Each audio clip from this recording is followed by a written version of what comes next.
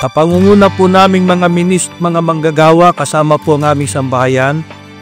ang distrito po ng Misamis Occidental ay malugod na bumabati po sa inyo ng